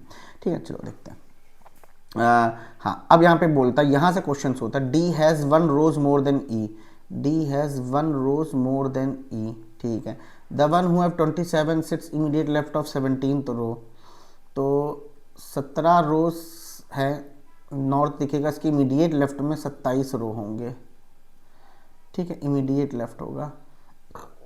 H has 4 rows more than who faces D, H has 4 rows more than this person whose D is facing. The sum of D and A, the sum of D and A is 5 more than the one who sits immediate right of I. कौन? Immediate right of I. अभी ये नहीं पता कौन है. A has less than C. A has less than C. The sum of number rows by G, and the one who sits second to the right of A, G and second right of A is one more than thrice of I. ठीक. C has 6 rows less than G. C has 6 rows less than G. The difference between G and H not more than 5. Not more than 5. भाई ये सारी चीज़ें जानते हैं, placement की नहीं है. जितनी भी प्लेसमेंट वाली चीज़ें थी आपने नोटिस किया, मैंने यहाँ पे हर एक पॉसिबल केस बना लिया और 4 केस बना लिए. इसीलिए ये सारी कंडीशन जानते हैं किस चीज़ के हैं? नंबर्स के हैं. नंबर्स के साथ अब खेलना है, फटाफट खेल लोगे, नंबर बना लोगे. आओ देखते हैं. या एक सिंपल सी बात बताओ, पहले तो हम कलर चेंज करके दिखा दे. देखो सबसे पहले तो देखते हैं कि इस वाले केस में, इन कुछ केसेस में 17 के इमीडिएट लेफ्ट में 27 लिख सकते हैं. 17 27. इस केस में नहीं कर सकते, अभी नहीं कर सकते. लेकिन इस केस में 17 27, लेकिन इस केस में 17 27 17 27 17 27 नहीं आ सकता. तो ये केस तो ऑटोमेटिकली डिटेक्ट हो गया, रिजेक्ट हो गया. बहुत बढ़िया, बहुत बढ़िया, है ना. चलिए आगे. डी के सामने वाला जो फेस कर रहा है वो 31 है. तो डी के सामने वाला 31 प्लस 4, एच की वैल्यू हो जाएगी 35.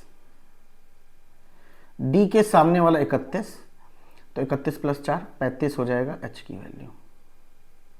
ठीक. आई के इमीडिएट राइट में एच है, आई के इमीडिएट राइट में एच है, आई के इमीडिएट राइट में एच है. इन दो केसेस में एच की वैल्यू 35, लेकिन इस केस में एच की वैल्यू 17 है. तो आई के इमीडिएट राइट ऑफ आई एक बार क्या है 35 है और एक बार क्या है 17 है. तो 35 प्लस 40, 35 प्लस 5 करेंगे 40, जिसमें से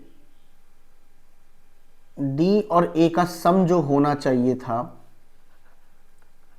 वो एक इक्वेशन में आएगा 40, और 17 प्लस 5 22, और डी प्लस ए का जब सम करेंगे तो 22 आना चाहिए एक कंडीशन में. नीचे वाली कंडीशन में जब ये हम 5 करेंगे ये और ये जब हम करेंगे तब ये, तो 2 इक्वेशन निकल के आएगी. प्लस मेरे को इस केस में ई में 17 है तो डी में 17 प्लस 1 18 हो जाएगा. ठीक है 18. इस केस में ई 21 है तो 21 प्लस 1 डी हो जाएगा 22. इस केस में ई 21 है तो 21 प्लस 1 22. तो 40 वाले केस में डी की वैल्यू मिल रही है 18, तो ए की वैल्यू ऑटोमेटिकली निकल के आएगी 40 माइनस 18. 10 में से 8 जाएगा 2, 3 में से 1 जाएगा 2, तो ए की वैल्यू आएगी निकल के 22. इस वाले भी केस में 40 ही बन रहा है, इस वाले केस में भी 40 ही बन रहा है, लेकिन 40 में से हम 22 हटाएंगे अब की बार. 10 में से 2 जाएगा 8, 3 में से 2 जाएगा 1, 18. ए की वैल्यू आएगी 18. बात सही है. इस वाले केस में डी की वैल्यू 22 बन रही है, तो हमारे पास डी की वैल्यू 22 बन रही है. बट लेकिन यहां वाले केस में एक सीन है, हमें ए की वैल्यू पहले से ही पता है. तो ए अगर हमारे पास 35 है प्लस डी इक्वल्स टू 22, अगर मैं तुमसे पूछूं क्या ये वैलिड रीजन है, खुद सोच के देखो यार. बन ही नहीं रहा, ये सिचुएशन ही नहीं सेटिस्फाई हो रही है, तो ये वाली कैंसिल हो गई क्वेश्चन. लेकिन अभी भी देखा जाए 17 के इमीडिएट लेफ्ट में 27 था, तो यहाँ कर दो ना 17 के इमीडिएट लेफ्ट में 27। अभी भी मेरे हाथ में 2 केस बन रहे हैं, कौन सा सही है कौन सा गलत है इसकी पुष्टि अभी हम करते हैं, थोड़ा टाइम दीजिए। तो पहले तो 3 इंटू आई करेंगे, एक बार करेंगे तो 3 1 जा 3, 3 2 जा 6, 63 आएगा। एक बार करेंगे इस वाले केस में तो 7 थे 21 का 1 2 पर 3 1 जा 3, 3 2 51 आएगा। 63 प्लस 1 करेंगे 64 आएगा, किसके किसके बीच में, जी प्लस ए के सेकेंड राइट में, that is D 22 is equals to 64। तो g की वैल्यू जो निकल के आएगी 64 माइनस 22, 6 में से 2 जाएगा 2, 6 में से 2 जाएगा 4, 42। ठीक, हाँ जी हाँ बोल दो यार, हाँ जी बिल्कुल। और एक बार 51 प्लस 1 करेंगे तो 52 हो जाएगा। तो g प्लस a के सेकेंड राइट में कौन है, 18, 18 इक्वल्स टू 52। 52 माइनस करेंगे हम 18, कितना आएगा, 12 में से 8 जाएगा 4, 4 में से जाएगा 3, 34, क्या आएगा 34। कुछ गड़बड़ किया है क्या, नहीं गड़बड़ तो नहीं की है, कैलकुलेशन कुछ मिस्टेक की है लग रहा है। मैंने एक गड़बड़ कर दी, जानते हैं क्या, मैंने मिक्स कर दिया। चलो एक एक करके कंडीशन लिखी था, मैंने मिक्स कर दिया। तो जी की वैल्यू यहाँ से हटाओ, पहले 34 यहाँ से 42 हटाओ, है ना, मैंने मिक्स कर दिया। रुक जाओ, मैं एक एक करके लेके चलूँ तो ज़्यादा बेटर रहेगा, अदरवाइज सब कंफ्यूज हो जाएंगे, हम भी हो जाएंगे और आप तो हो ही जाएंगे, ठीक है ना। सब सही चल रहा है, कुछ गलती नहीं की है, लेकिन बस कैलकुलेशन यहाँ पे मैंने मिक्स कर दी है। अभी मैं उसको जो क्लियर करता हूँ, पहले जी और सेकेंड राइट में ए लिखता हूँ, जी प्लस ए के सेकेंड राइट में डी है, ए के सेकेंड राइट में डी है, दोनों केस में जी और डी ही है। मैंने कहा ठीक है, 1 प्लस पहले इस केस में 3 इंटू आई करेंगे तो 3 1 जा 3, 3 2 जा 6। जी की वैल्यू नहीं पता है ना, हमको निकालनी है। डी की कितनी पता है, 18, तो जी प्लस 18 इक्वल्स टू 64। तो g इक्वल्स टू 64 माइनस 18, ठीक है। इसको कह देंगे 14, 12, 13, 14, 1 2 3 4 5 6 7 8 आएगा 6 और 5 में से 1 जाएगा 4, 46। g की वैल्यू हो जाएगी 46। बट 46 एंड h 35, जो g और h का डिफरेंस है ना वो बहुत ज़्यादा आ रहा है, बहुत ज़्यादा, मतलब 11 के लगभग, पर इससे ज़्यादा नहीं होना चाहिए, 5 से ज़्यादा। तो यहाँ पे ये केस कैंसिल हो गया, अब मेरे हाथ में यही वाला केस बचा है। अब इस केस की कैलकुलेशन करूँगा मैं, ठीक है ना, यही चीज़ गलती कर रहा था मैं, मिक्स कर दे रहा था।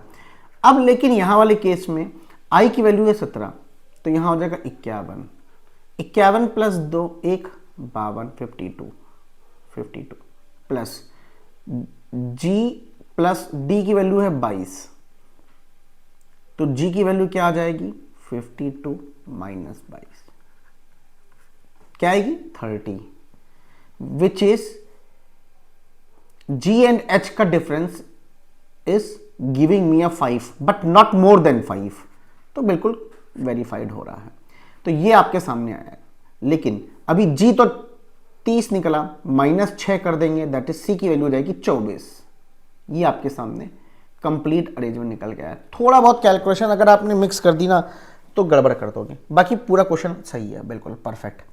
अब सर बताओ आप मेरे को इसकी कहाँ यूज है, इसकी जब हम क्वेश्चन सॉल्व करेंगे तब आएगी। आइए देखते हैं, देखिए यहीं तब बना, यही बना है मेरे सामने भी, सेम आपका भी यही बनाओ। If J and A picking the card they get the 5 and 4, मतलब ये 5 और ये 4, then what is the sum of roses by A and J after playing they are playing the card. तो if 2 person getting even number, नहीं। If 2 person getting odd number, नहीं। If 1 person getting even number, हाँ, और another one is getting odd number, then their roses will be added with respect to the person who sits second to the right of them।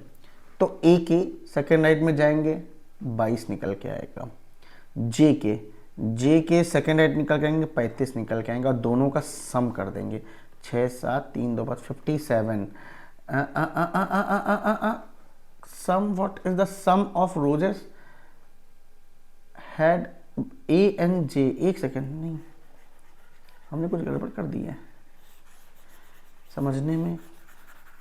देखिए if one person getting even and another person getting odd, if J is getting 5 and A is getting 4, हाँ, then their roses will be added respect to the person who sits second to the right of them. Okay, who sits second to the right of them किया तो अच्छा मैंने, okay ठीक है। अच्छा कहना क्या चाहता है जानते हो यहाँ पे लैंग्वेज में कि if one person is getting even and odd other then there rows will be added with respect to the person who second to the right. तो एक ही बात कर रहा है ना, तो सेकंड राइट में कौन है 22 है, तो ये 22 प्लस 18 करो तो वो एक आ जाएगा, दैट मीन्स 40 आ गया किसका ए का। वैसे ही जे 27 सेकंड राइट में एच 35, तो जे का क्या निकल के आएगा 7 8 9 10 11 12 12 का 2 3 2 5 1 62, ये आएगा जे का। अब मेरे पास इंडिविजुअली पता चल गया, तो पूछा क्या sum of roses A and J that is 6 4 10 102। आया समझ में? हाँ जी ठीक। चलिए क्वेश्चन नंबर 12 की बात करके है कि if the person who are sitting at the left end of each row, हर रो का, इस रो का लेफ्ट एंड ये हुआ, इस रो का लेफ्ट एंड ये रहा, pick the card they get even number, they get even number. If the person getting even number then there rows will be added with respect to the person who faces them. मतलब 31 plus 22 2 1 3 3 2 5 53 हो जाएगा B का, 24 4 1 5 2 2 4 तो 45 हो जाएगा C का। Then what is the difference between the number rows after plate, मतलब 53 और 45, तो 5 में 3 जाएगा 2 minus 2 10 minus 2 is 8 will be the correct answer, that is 08 will be the correct answer. Okay चलिए, how many person sits to the right of the one who faces 27 roses, 27 roses ये रहा। तो how many person sit to the right of this, that is only one, option number D will be the correct answer. ठीक है, if person H and E card picking both are getting the odd number, they are getting the odd number, then there rows will be subtracted from the person who sit second to the left of them. अच्छा तो H की बात करते हैं सबसे पहले, तो यहाँ से सेकंड लेफ्ट में कौन है, ये है, तो 35 में से 27 हटा दो, 27 3 30 और 3 8 आएगा डिफरेंस।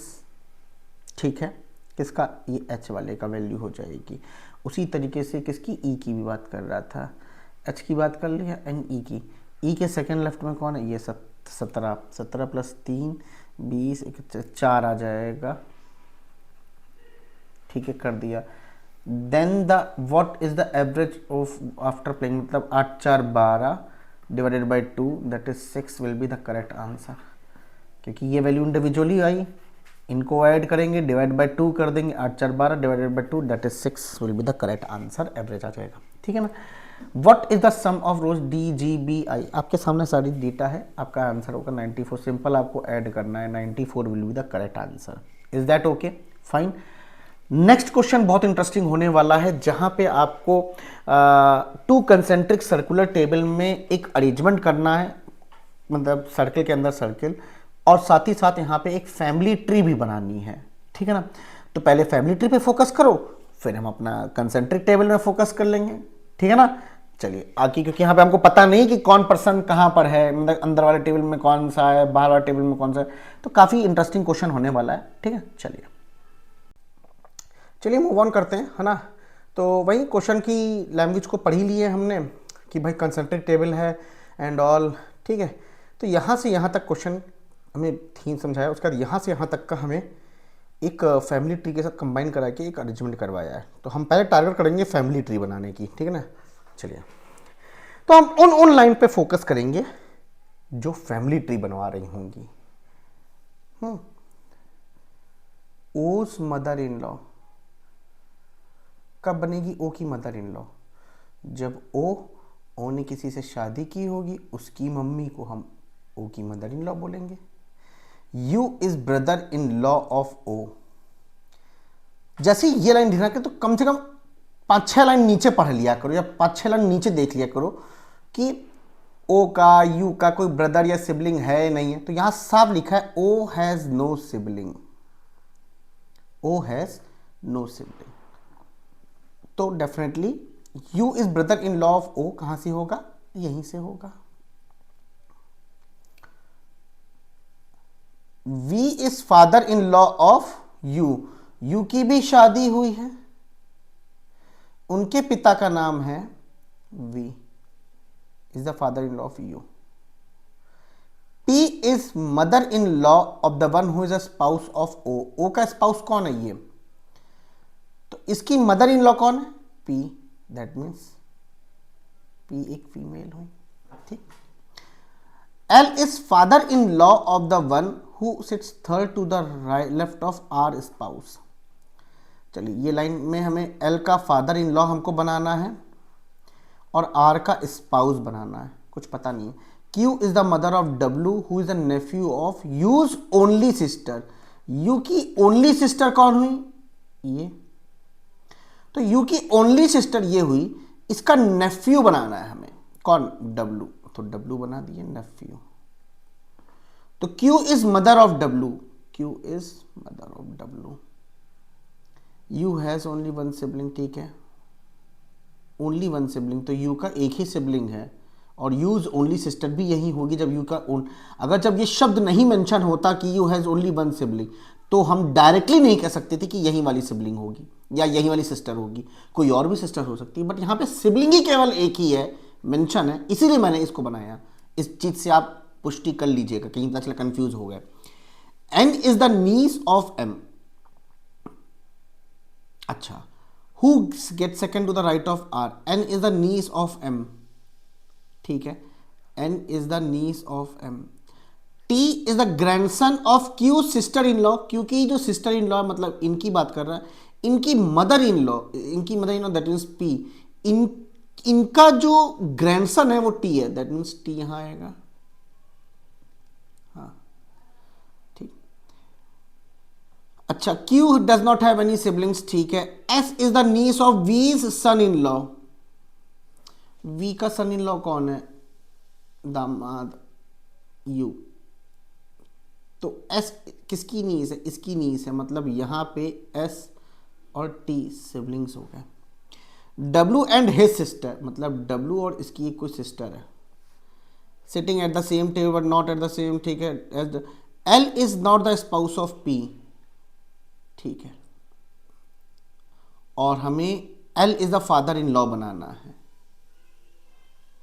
तो जब पी इसकी शादी नहीं करेगा तो इसके साथ करेगा शादी, वो confirm L father in law बना लेगा अपना रिलेशन।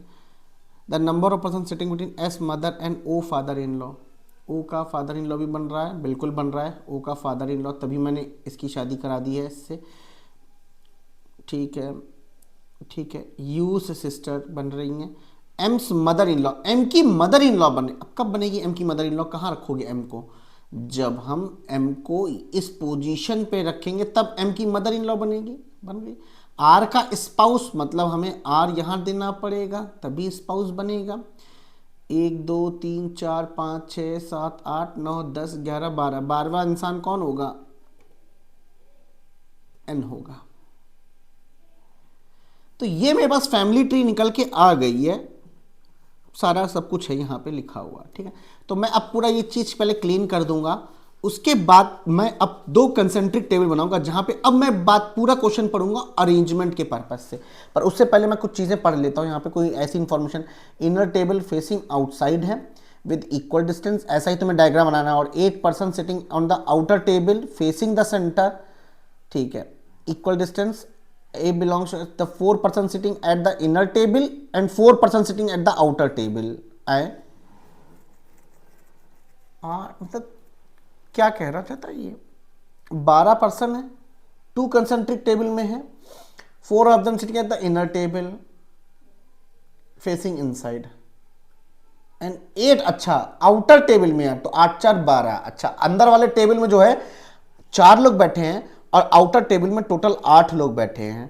अच्छा डायरेक्शन भी हमको पता है, जिसमें 8 लोग बैठे हैं वो सेंटर की ओर देख रहे हैं, जिसमें 4 लोग बैठे हैं वो आउटसाइड की ओर देख रहे हैं। ऐसा करके अब हम यहाँ पे डायग्राम को थोड़ा छोटा करेंगे इस डायग्राम को और एक पॉसिबिलिटीज बनाएंगे, ठीक है ना। चलिए अब हम इस तरीके से 4 पॉसिबल सिचुएशन बना लिए हैं, देखते हैं कि कौन सी सिचुएशन कहाँ काम आती है, ठीक है ना। चलिए क्या बोलता है कि एस फेसेस, ठीक है, एस किसी ना किसी को तो फेस कर रहा है। अच्छा मैंने डायरेक्शन नहीं बनाई, अच्छा पहले मैं डायरेक्शन देख लेता हूँ एक बार, एक सेकंड के लिए, कि आउटर टेबल में फेसिंग सेंटर है, आउटर टेबल में फेसिंग सेंटर है, ये देखिए ऐसे है ना, ये और इनर टेबल में आउटसाइड है, ऐसे ऐसे कुछ हमें दिए हुए हैं चीज़ें, ठीक। अगर मैं बोलूँ फेसिंग ना, तो बेटा ये वाला पर्सन किसी को फेस नहीं कर रहा है, फेस कर रहा है वो अपने ही टेबल में इस पर्सन को फेस कर रहा है, ठीक है ना। चलिए यहाँ पे भी बना ही लेते हैं भाई।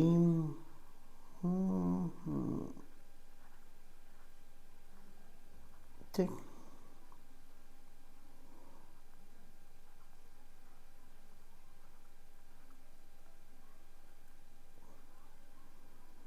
ठीक है। कहता है S faces the one who sits third to the right of T, who faces the centre, who faces the centre, तो T who faces the centre कहीं भी रख दो, टी को मैंने यहां रखा, जब दूसरी केस बनेगी तो हम बना लेंगे।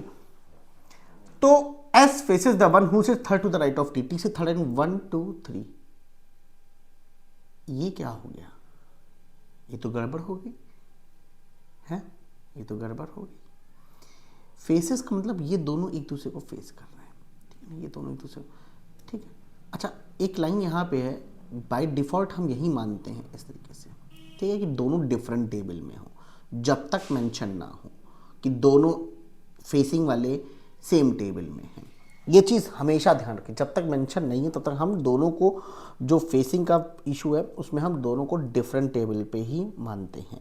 पर यहाँ पे टी रखने से तो मेरा बनेगा नहीं, तो मैंने टी की पोजीशन खिसका के यहाँ रखी। अब देखिए S faces the one who sits third to the right of T, 1 2 3, ये जो पर्सन है एस यहाँ आ जाएगा। आया कि नहीं आया बताइए, आया कि नहीं आया, आया, ठीक। दोनों डिफरेंट टेबल में है, हाँ ठीक है।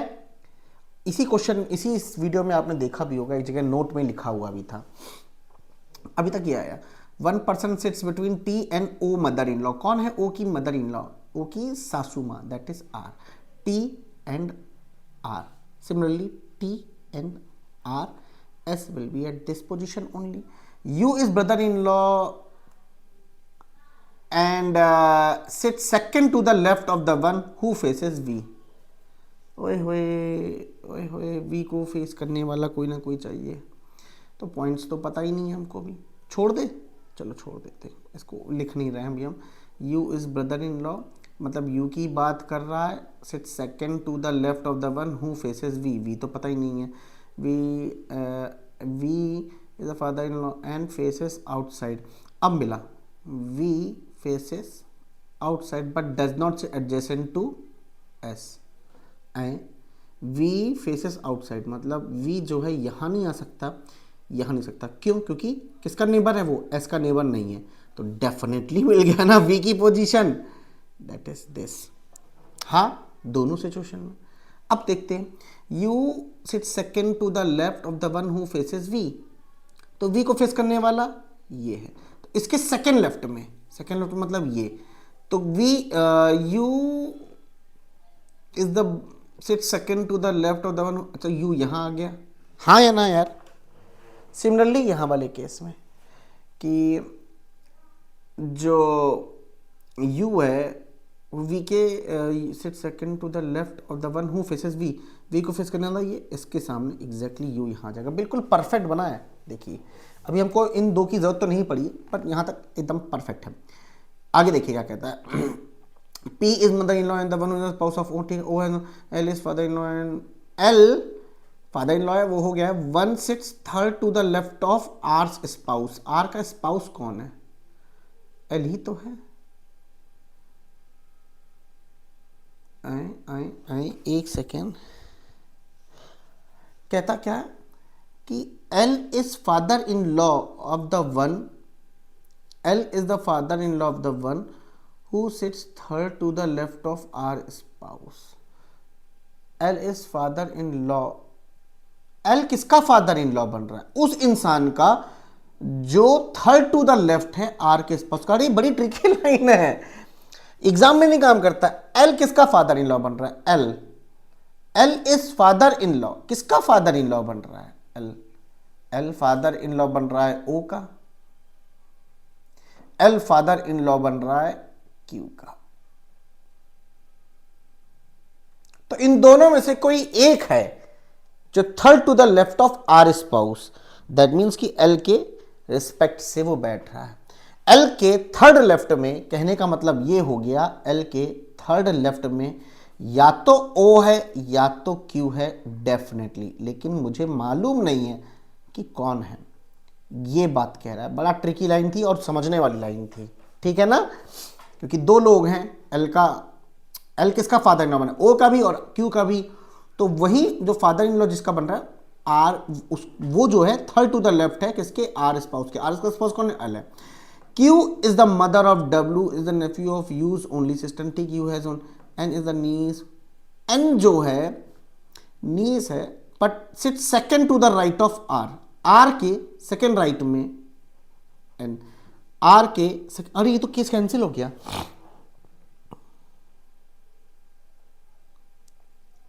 R के second right में, एक सेकेंड क्या बोला है फिर से? N is the niece of M. अच्छा एम बोला है भैया, एम, एम होगा M who sit second to the right of R, लेकिन आर के सेकेंड राइट में एम तो आएगा ही नहीं, ये वाला कैंसिल हो गया। पॉसिबल नहीं है ना भाई, देखो ना तुम खुद ही अपनी आंखों से देखो। ठीक, क्लियर है, कोई दिक्कत नहीं है, ठीक है। एल मिल जाए ना तो और कहानी बढ़िया हो जाएगी। चलिए, T is the grandson of Q's sister-in-law and Q does not, S is the niece and the V son-in-law, W and his sister. W and his sister, W और N, W और N at the same table but not at the same table as W father. तो W का father किस में है? Q, okay. नहीं, W का father कौन है? U है। W का फादर कौन है? U है। तो U अगर आउटर टेबल में आ रहा है तो W और N हमारे अंदर वाले टेबल में होंगे। अब W N, यही इन दोनों की पोजीशन के अलावा और क्या बन सकता है W और N की पोजीशन? भाई हमें नहीं मालूम, बस इतना मालूम है कि इन पोजीशन पे अब W या तो N, W या तो N इस पोजीशन पे, और इस पोजीशन पे W और N के अलावा और कुछ नहीं बनेगा, बाकी सभी लोग आउटर टेबल में आएंगे। इसका मतलब L भी आउटर टेबल में आएगा। तो L अगर हमने यहां सोचा होता तो 1 2 3, कोई बात नहीं, एल यहाँ नहीं आएगा। एल यहाँ सोचा 1 2 3, ठीक है, यहाँ आ सकता है एल। एल यहाँ 1 2 3, नहीं एल यहाँ नहीं आएगा। एल 1 2 3, हाँ एल। अब एल की दो पोजीशन बन रही, तो उसका मैं एक पॉसिबल डायग्राम बना लूँ। चलिए देखते हैं। U M R T V S, मुझे पता है डब्ल्यू और एन आएंगे, जो भी आएगा देख लेंगे, लेकिन यहाँ मैंने एल को रखा। तो 1 2 3, यहाँ ओ या तो क्यू, ठीक। चलिए एल 1 2 3, ओ या तो क्यू, ठीक। चलिए, L is not the spouse and does not adjacent to L's sons. अच्छा, एल किसके एडजेसेंट में नहीं है? L sons, that is L और यू, एल और यू एडजेसेंट में नहीं है, क्योंकि एल का सन कौन है? यू ही है, तो ये वाला गलत हो जाएगा। चलो इसको मैं मिटा देता हूँ। अभी भी देखा जाए तो बात एक ही बनी है ना, देखा जाए तो इसी वाली का, ठीक। चलिए, the number of person sitting between S mother and O father in law. S की मदर पहले देखो, एस की mother that is M, and O का फादर इन लॉ देखो, ओ का father in law M and L, when counted from the right of O's father in law, O का father in law that is L, L के right side से move करेंगे M तक, ठीक। Is 2 more than number of person sitting in U की sister that is M, and M की mother in law, M की mother that is P, when counted from the left of U की sister, M के left side से जाएंगे P तक, क्या होगा? ठीक, U father in law, U का फादर इन लॉ कौन है? यू का ससुर, that is V. Neither faces Q, V और क्यू आमने सामने नहीं है। Not sit left to the immediate left of W, और डब्ल्यू के इमीडिएट लेफ्ट में वी नहीं है। चलो भाई, सबसे पहला टारगेट भाई डब्ल्यू के इमीडिएट लेफ्ट में वी नहीं है। डब्ल्यू अगर इस पोजीशन पे लिखते ना तो इमीडिएट लेफ्ट में वी आता, तो इसका मतलब यहां पे आएगा एन और यहां आएगा डब्ल्यू। अंदर वाले टेबल की कहानी खत्म हो चुकी है बेटा, ठीक है ना, बात समझ रहे हो? अच्छा, v के सामने जो है q नहीं आएगा, तो देखो यहाँ निगेटिव पॉइंट q की है, तो इस पोजीशन में पक्का देखना o ही फिक्स होगा कहीं ना कहीं, मुझे ऐसा अंदर से फीलिंग आ रही है, बट हो गया है क्वेश्चन लगभग लगभग, लेकिन फिर भी देख लेते हैं कि कहाँ पे क्या आता है। इस कंडीशन को बैठा लेते हैं कि हमने l को पकड़ा, l से हम राइट साइड की ओर जाएंगे m तक, तो कितने दिखे? 2 लोग दिखे, 2 लोग दिखे। तो 2 माइनस 2 दैट इज 0 लोग होंगे जब हम m से लेफ्ट की ओर मूव करेंगे p की ओर, तो ऑफ कोर्स p यहां आ जाएगा, नो इशू। इस पोजीशन पे v के सामने q नहीं आना चाहिए था, तो कौन आएगा? o आ जाएगा, तो q कहां आ जाएगा? यहां आ जाएगा। तो हो गया तो क्वेश्चन सॉल्व, पूरा अरेंजमेंट भी हो गया भाई, जरूरत भी नहीं पड़ी इसकी, है ना। तो मुझे लगता है कि डुएबल क्वेश्चन था, बना सकते थे, लेकिन ऐसा क्वेश्चन जब आए तो आपके आरआरबी पीओ मेंस में या फिर आईबीपीएस पीओ मेंस में तो बहुत कम चांस है, लेकिन एसबीआई क्लर्क के मेंस में बहुत बड़ा चांसेस होते हैं इस टाइप के क्वेश्चंस को आने का। अब इसके ऊपर कुछ क्वेश्चंस हैं यार, उनको भी डिस्कस कर लेते हैं फटाफट और अपने सेशन को क्लोज करते हैं। Who among the following person faces the one who sits third to the left of O's spouse? यहाँ पे आंसर आएगा आपका ऑप्शन नंबर डी। ठीक, what is the position of P son with respect to L spouse? That is option number ए।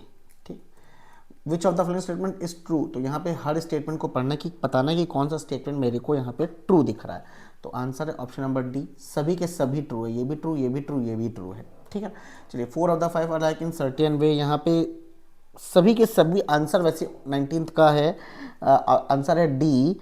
क्या कह रहा है? सभी के सभी लोग ने आउटर टेबल बैठे हैं, ये भी आउटर टेबल में, आउटर टेबल में, आउटर, बट ये आउटर टेबल में बैठा, इसीलिए ये भी आउटर टेबल में बैठा, इसलिए ये हमारा ऑड वन आउट हो जाएगा। लास्ट क्वेश्चन है, how N is related to the one who sits third to the right of you? That is answer है D, that is cousin. Okay, चलिए लाइक शेयर, यूट्यूब पे मेरे को follow करिए आप अच्छे अच्छे क्वेश्चंस के साथ। ठीक, bye, take care and have a nice day.